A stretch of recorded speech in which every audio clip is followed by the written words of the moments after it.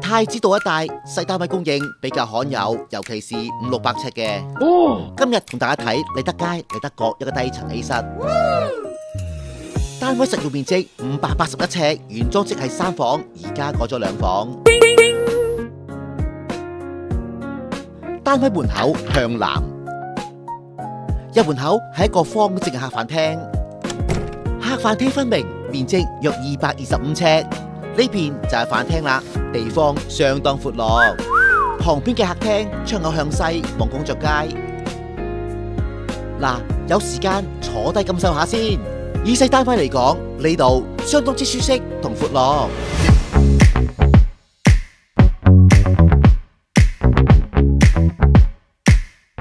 梳化後邊係主人房，主人房擴充咗，而家面積有120尺。入門口嗰邊做咗一排入牆衣櫃，房間有2邊窗口，主要窗口向西望工作街。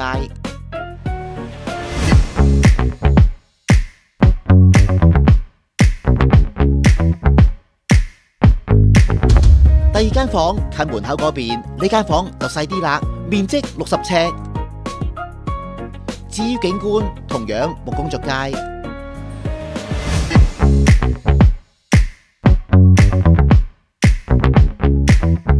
飯廳旁邊係廚房，呢度窄窄長長，兩邊有櫥櫃。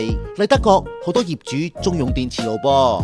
再行前啲，仲有工作間，呢度放咗乾衣機同洗衣機。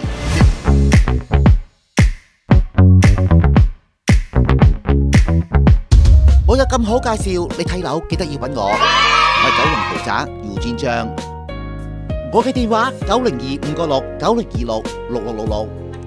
好啦，各位睇樓見啦。